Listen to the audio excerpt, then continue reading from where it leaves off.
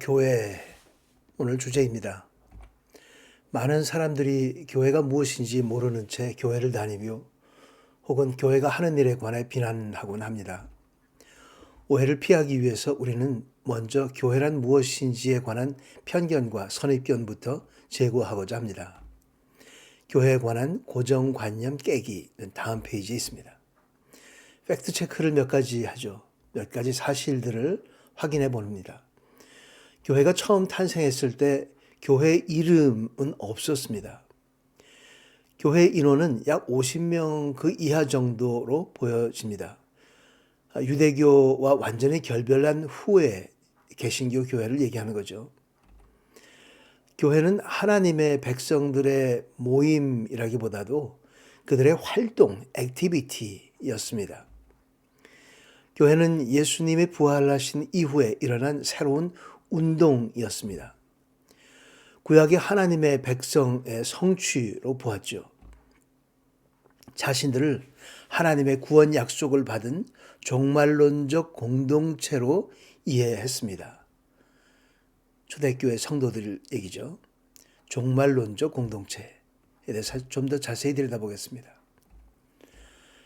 마지막 날에 모든 것을 새롭게 하신다는 이사야 32장 또 44장에 기록되어 있습니다.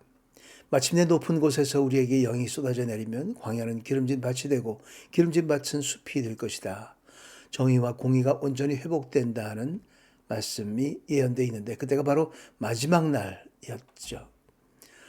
성령께서 내리시고 교회가 탄생했습니다. 성령은 하나님의 약속 성취의 표적이었고 바로 그 성령은 옛 세상은 죽었고 새로운 창조 안에 있는 새로운 인류가 탄생했음을 보여주었다고 해석했습니다. 때가 차서 하나님께서는 자기 아들을 보내셔서 하고 갈라디아 4장에 기록됩니다. 때가 찼다. 종말의 때가 찼다. 그런 말씀이죠. 마지막 날에 내가 내 영을 모든 육체에 부어주겠다. 그래서 너희 아들들과 너희 딸들은 예언을 하고 너희 젊은이들은 환상을 보고 노인들은 꿈을 꾸리라 하는 요에서 2장 28절 말씀이 사도행전 2장에 반복되었습니다.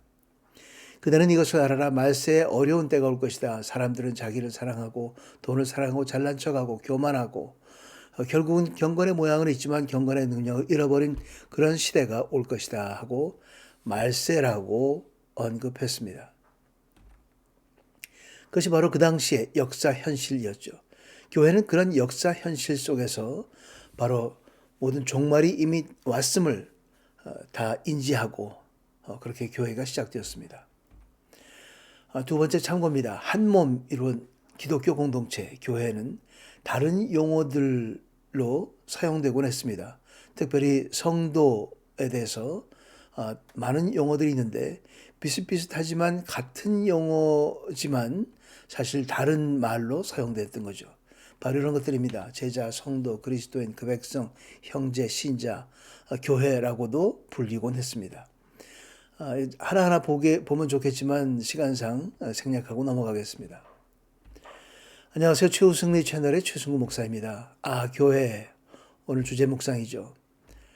그리고 하나님께서는 만물을 그리스도의 발 아래 복종하게 하시고 그리스도를 만물 위에 교회의 머리로 삼으셨습니다. 교회는 그리스도의 몸이요 만물 안에서 만물을 충만케 하시는 분의 충만입니다. 에베소 맨 마지막 2절 말씀입니다. 머리이죠. 머리라고 하는 의미는 통치권을 가지고 있다. 그리스도가 교회의 머리다. 모든 것의 통치는 그리스도께서 하신다. 머리라는 의미는 사상을 얘기합니다. 물론 로고스를 설명할 때 이미 설명드렸습니다만 하나님의 뜻, 하나님의 계획, 하나님의 비전, 하나님의 사상 이런 것들이 바로 로고스고 말씀이다. 그래서 설명드렸습니다. 세 번째는 생명이죠. 머리가 없으면 생명이 없습니다. 바로 하나님이 우리에게 주시는 생명입니다. 그리스도만이 우리의 생명이죠. 두 번째는 몸에 관한 말씀입니다. 오늘 이 세 가지는 머리와 몸, 충만 이 세 가지를 지금 보는 중인데요.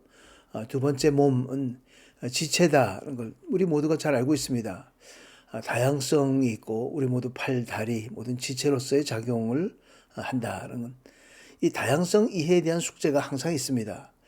발이 팔을 이해하기 어렵고 또 서로 다른 장기를 이해하기 참 어렵죠.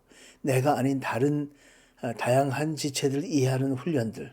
그것이 바로 교회 안에서 우리가 겪어가고 있는 훈련들이기도 합니다. 두 번째는 부르심인데요. 그 몸의 지체로 부르셨습니다. 이 부르심이 이제 문제인데요. 에클레시아, 부르심, 세상으로부터 부르심을 받은 사람들의 모임이 교회인데 이 부르심을 진짜 부르셨는지 아니면 본인이 자신의 생각으로 왔는지 그 진위를 우리가 알 길이 없습니다. 본인만 알죠. 그렇고 그렇게 부르심을 경험했다고 주장하면서 왔을 때 그렇지 않은 것 같은데 그 이후에 뒤늦게 부르심을 받을 수도 있지 않은가, 이후에 변화가 가능하지 않나 하는 생각을 우리가 해보게 됩니다. 물론 가능합니다. 답부터 얘기하면 부르심을 착각하고 왔더라도 그리스도 예수 안에서 경험하고 하나님의 능력을 체험하면서 진정한 부르심을 받을 수 있게 됩니다. 그리스도의 몸, 아주 독특한 형태죠. 그리스도의 몸의 지체와 부르심에 이어서 세 번째가 십자가와 부활인데요. 그리스도의 몸은 십자가에 달리셨습니다. 그리고 그 몸은 부활하셨습니다. 십자가와 부활이 모두 경험되어진 것이 바로 몸입니다. 예수님의 몸은 물질과 시간의 접촉을 잃어버리지 않고 영적 몸으로 변화되었습니다. 정말 이 역사상 한 번밖에 없었던 사건이죠. 믿는 우리도 현재 육체가 영의 몸으로 변화될 것입니다. 바로 고린도전서 15장에 반복해서 설명하고 있는 말씀이죠. 예수님의 몸은 이 땅과 하늘에 있는 성도들입니다. 오늘 본문 말씀처럼 교회는 그리스도의 몸이다 하는 것은 바로 교회를 이루고 있는 우리 지체, 우리들이 바로 하나님의 성도들, 하나님의 부르심을 받은 사람들, 그리스도의 몸이다 하는 거죠. 교회는 그리스도다라는 말이 틀린 말이 아니게 됩니다. 그리스도는 포도나무요, 제자들은 가지다 하는 요한복음 15장 말씀은 바로 그리스도는 줄기이면서 가지이면서 열매이다 하는 말과 마찬가지이기도 합니다. 교회는 성육신 한 로고스이고 로고스의 연장선이고 그 충만의 확장이다 라고 말할 수 있겠습니다. 십자가 부활, 추가 설명이 있습니다. 성찬에서 떡을 떼는 것, 그것이 바로 그리스도의 몸에 참여하는 일임을 우리는 모두 알고 있습니다. 떡을 떼는 일, 죽는 일이 그 죽음에 동참하는 일이죠. 그것의 십자가가 바로 교회를 형성하는 그 순간이 됩니다. 이 십자가 베이스 위에 교회가 탄생했다는 말씀이 바로 그런 말씀입니다. 에베소 5장의 부부관계를 설명하면서 특이하게 남편에게 복종하고 죽게 하듯 복종하고 아내 사랑을 교회를 위해 자신을 내어줌 같이 아내를 사랑하라 하는 말씀을 하면서 한몸됨의 비밀을 바로 그렇게 그리스도와 연합하는 한몸됨의 비밀을 이 부부관계를 빗대어서 설명해 주고 있습니다. 부부관계가 중심이 아니라 우리가 그렇게 그리스도와 한몸 되었음을 설명하고 있는 거죠. 교회는 세상에서 바로 그리스도의 현현, 그리스도가 살아계심을 보여주는 곳이기도 합니다. 세상에서 그리스도가 어떤 분인지 보여주는 세상을 향한 출구인 거죠. 보여주는 곳입니다. 십자가는 바로 그리스도의 비움이었습니다. 그분은 본래 하나님의 본체셨으나 하나님과 동등됨을 기득권으로 여기지 않으시고 오히려 자신을 비워 종의 형체를 가져 사람의 모양이 되셨습니다. 빌립보서 2장 6절 7절에 그리스도의 마음을 설명하면서 그렇게 설명합니다. 바로 그리스도의 비움이죠. 낮아짐이 결국 올라감이 되고 비움이 결국 채움이 됩니다. 바로 그것이 부활의 능력이었습니다. 하나님의 채움이었죠. 교회는 바로 그 비움을 선택하고 채움을 경험하는 곳입니다. 아주 특이하죠. 육체 가운데서 비움인데 하나님께서 위로부터 이 영의 몸으로 이 체험을 경험하게 하는 그런 특이한 그리스도의 몸을 갖고 있는 곳입니다. 세 번째 충만이죠. 만물을 충만케 하신 자의 충만이니라 하는 말씀. 채움이라는 행위가 있습니다. 만물을 충만케 하시는 이라고 하는, 누가 채워주는가, 누가 충만케 하는가? 하나님이죠. 무엇을 채워주는가? 만물을 채워줍니다. 만물을 하나님의 것으로 채워줍니다. 어떻게 채워주는가? 하나님의 것으로 채워주죠. 특별히 이 교회는 하나님의 영으로, 하나님의 역사로, 하나님의 능력으로 채워주십니다. 채움이라는 행위가 먼저 있고요. 채움이라는 행위는 바로 이 김장김치를 생각해 보면 됩니다. 김장김치 안에 이 속을 다 채워넣죠. 채워놓고 나면 그 채우는 것으로 끝나지 않고 그 채워진 것에 의해서 그 다음에 변화가 생깁니다. 채움의 상태는 충만하고 가득하지만 바로 발효 과정을 통해서 유산균 등이 생성되는 거죠. 바로 이런 그림과도 같습니다. 여러 가지 유산균이 생성됩니다. 그 충만은 목적을 향해 정지하지 않는 역동적 운동력입니다. 유산균은 쉬지 않습니다. 쉬지 않고 균을 생성해냅니다. 하나님의 능력도 교회 안에서 계속적으로 움직여서 사건을 만들어내고 변화를 만들어내고 역사를 이끌어냅니다. 바로 그것이 채움의 상태인 거죠. 교회는 사람들의 모임이지만 예수를 구세주로 고백하는 거룩한 무리들의 모임입니다.